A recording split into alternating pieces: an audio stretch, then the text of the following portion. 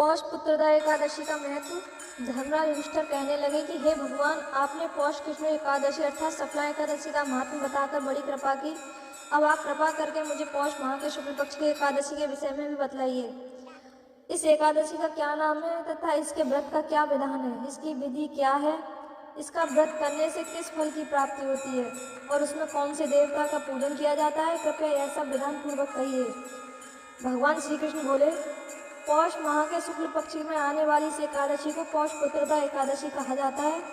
इसमें भी नारायण भगवान की पूजा की जाती है। विधि पूर्वक इस व्रत को करना चाहिए।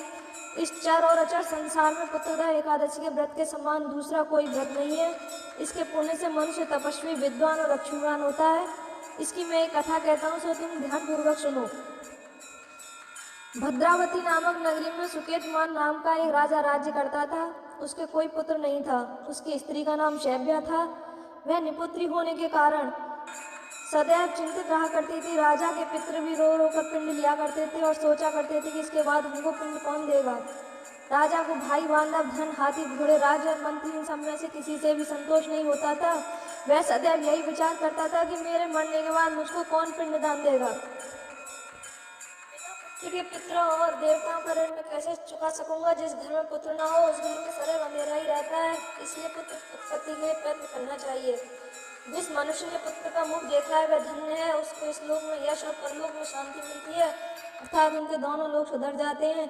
पूर्व जन्म के कर्म से ही इस जन्म में पुत्र, धन आदि प्राप्त होते हैं। राजा इसी प्रकार रात दिन चिंता में लगा रहता था। एक समय तो राजा ने अपने शरीर को त्याग देने का निश्चय किया, परंतु आत्मघात को महान पाप समझकर उसने ऐसा नहीं किया। एक दिन राजा ऐसा ही विचार करता हुआ अपने घोड़े पर चढ़कर वन को चल दिया तथा पक्षियों और वृक्षों को देखने लगा। उसने देखा कि वन में मृग, व्याघ्र, सुअर, सिंह, बंदर, सर्प आदि सब भ्रमण कर रहे हैं। हाथी अपने बच्चों और हथिनियों के बीच घूम रहा है। इस वन में कहीं तो गीदड़ अपने कर्कश स्वर में बोल रहे हैं, कहीं उल्लू ध्वनि कर रहे हैं। वन के दृश्यों को देखकर राजा सोच विचार में लग गया। इसी प्रकार आधा दिन बीत गया। वह सोचने लगा कि मैंने कई यज्ञ किए, ब्राह्मणों को स्वादिष्ट भोजन से तृप्त किया, फिर भी मुझको दुख प्राप्त हुआ क्यों। राजा प्यास के मारे अत्यंत दुखी हो गया और पानी की तलाश में इधर उधर फिरने लगा। थोड़ी दूरी पर राजा ने एक सरोवर देखा। उस सरोवर में कमल खिले थे तथा सारस, हंस, मगरमच्छ आदि विहार कर रहे थे। उस सरोवर के चारों तरफ मुनियों के आश्रम बने हुए थे। उसी समय राजा के दाहिने नैन फड़कने लगे। राजा शुभ शकुन समझकर घोड़े से उतरकर मुनियों को दंडवत प्रणाम करके बैठ गया। राजा को देखकर मुनियों ने कहा, हे राजन, हम तुमसे अत्यंत प्रसन्न हैं। तुम्हारी क्या इच्छा है सो कहो। राजा ने पूछा, महाराज आप कौन हैं और किस लिए यहाँ आए हैं, कृपा करके बताइए। मुनि कहने लगे कि हे राजन, आज संतान देने वाली पुत्रदा एकादशी है। हम लोग विश्वदेव हैं और इस सरोवर में स्नान करने के लिए आए हैं। यह सुनकर राजा कहने लगा कि महाराज, मेरे भी कोई संतान नहीं है। यदि आप मुझ पर प्रसन्न हैं तो एक पुत्र का वरदान दीजिए। मुनि बोले, हे राजन, आज पुत्रदा एकादशी है, आप अवश्य इसका व्रत करें। भगवान की कृपा से अवश्य आपके घर में पुत्र होगा।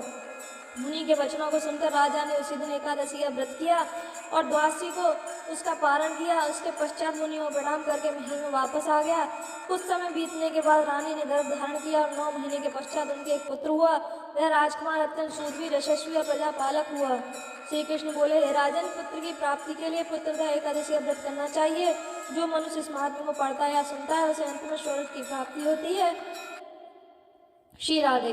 श्री कृष्ण गोविंद हरे मुरारी, हे नाथ नारायण वासुदेवाय। श्री कृष्ण गोविंद हरे मुरारी, हे नाथ नारायण वासुदेवाय। प्यारो भक्त क्यों जीवे भव में दुखारी, आने संभालो मेरे वृंदावन बिहारी। श्री कृष्ण गोविंद हरे मुरारी, शरण हूँ मैं शरण हूँ